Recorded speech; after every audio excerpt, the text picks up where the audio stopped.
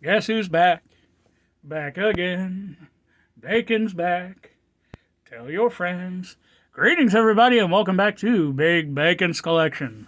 I'm your host, Big Bacon, coming to you from the secret underground bacon bunker. Once again, a reminder, my unofficial co-host, Howard the Duck, is still in rehab. He got out briefly yesterday, stole my car, sold it, but no, he's back in rehab again.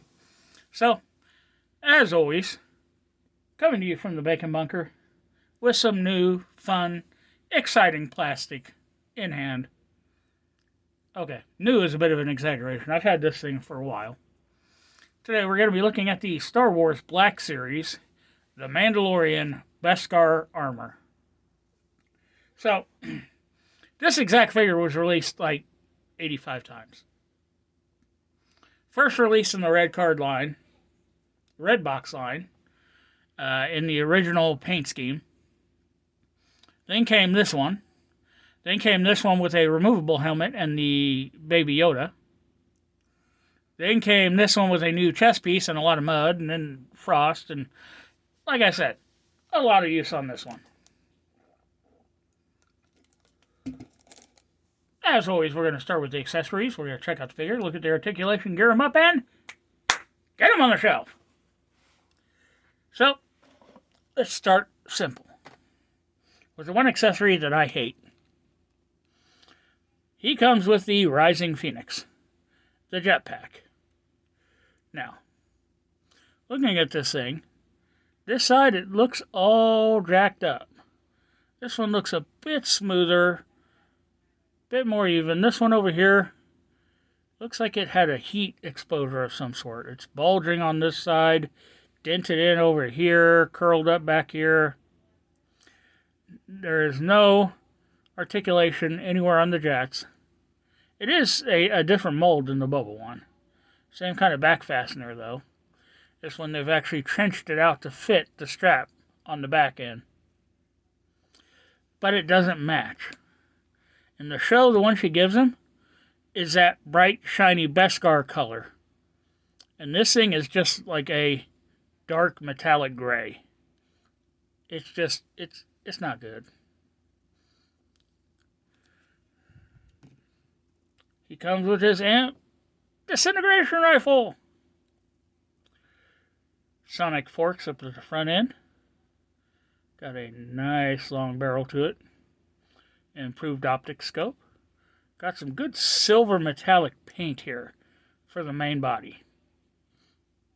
As you can see, we've got a little bit of paint mishap here from various times trying to get it in hand or on the back. Same with the brown back here on the stock. The paint is just rubbed way the hell off. And that is once again trying to get the hand on it. To match that, we have his pistol. Same bright silver metallic paint. Very Mauser meets Old West. Nice brown paint here for the grip. No paint loss because it's never been in the hand. I've always had it in the holster. Now let's look at the figure. Okay, I'm going to say what everybody says. The helmet, proportionally, doesn't quite seem right.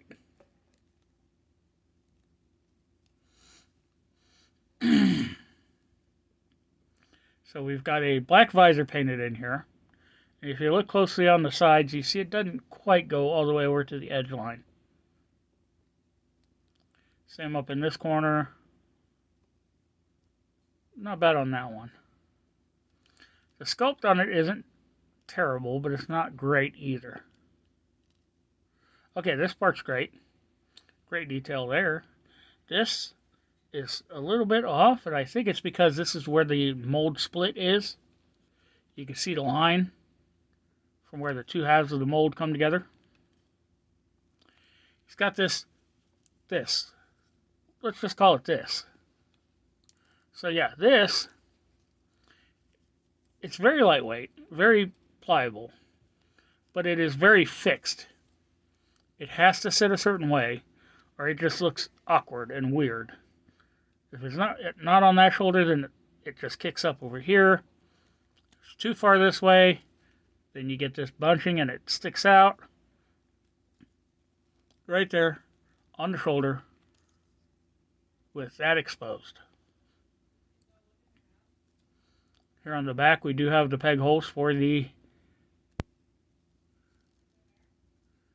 jetpack. He's got this undersuit, it's all the same color. Runs from the boots all the way up to the upper body and down the arms. Silver breastplate is well done, well sculpted, beautifully painted.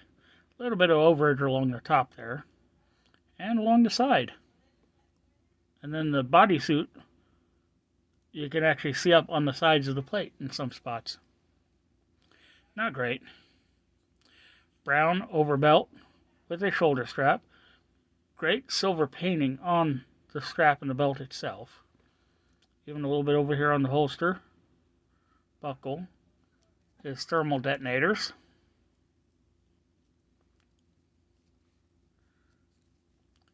Shoulder pauldrons. He's got the mud horn on their shoulder. And this one matches. Arm gauntlets. Nicely painted.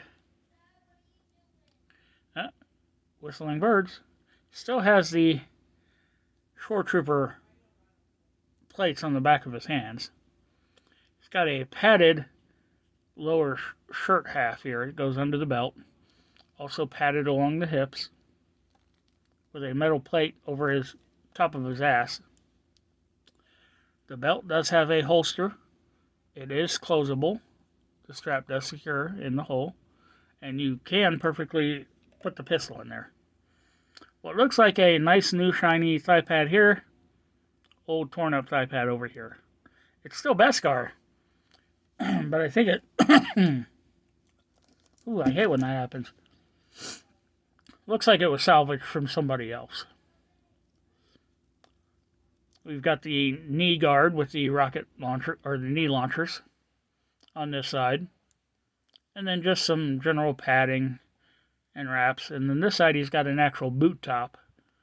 Once again, Shore Trooper with a belt of cartridges for his disintegration rifle.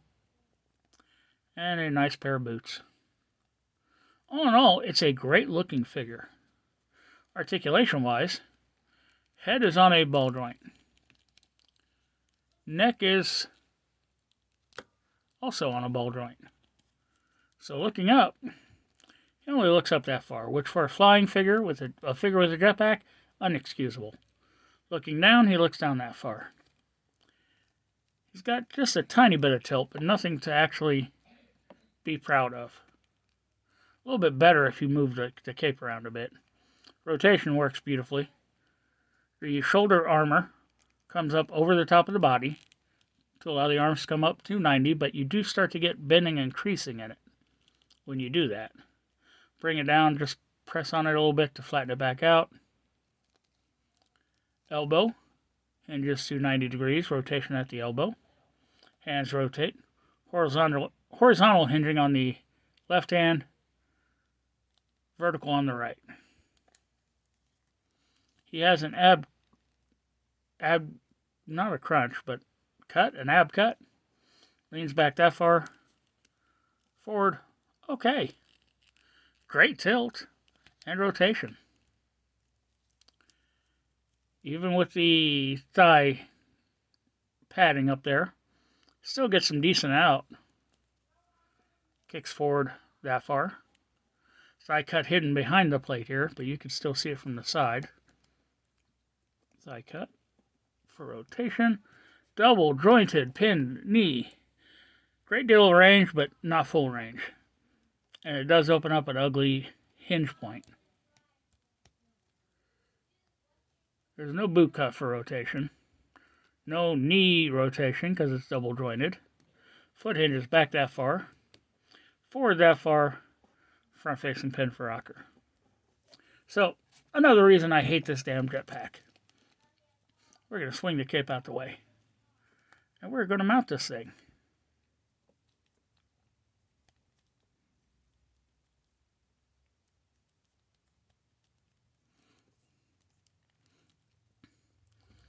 So the jetpack's on. So you can either have him with his kick swung way out here like this, or you swing around to the back and it does this. So your two choices, take the cape off or leave the jetpack off. You can guess what I'm doing. And give me just half a second here. I'm going to turn around and look at something. Where are you, Mando? Yes. The other one I have holding the rifle, so this one, we're going to gear him up. Let's go ahead and pin that holster closed. We are finally going to put the pistol in his hand.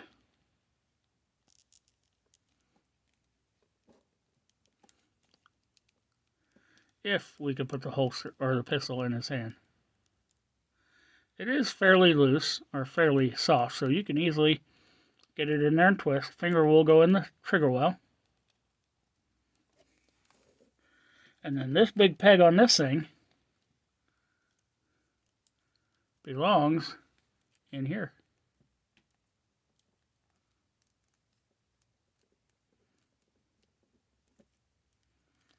Takes some work, but it will go in there. It sits just outside the cape and does not cause the cape to bunch any more than necessary.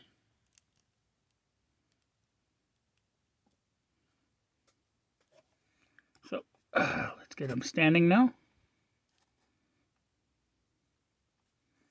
And there we have him. What do you say we get him up on the shelf?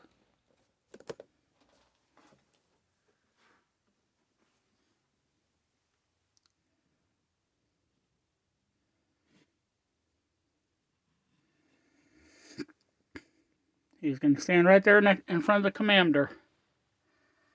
Once again, thanks for tuning in. Be sure to subscribe, like, share, comment, hit that notification bell, and I'll see you all next time.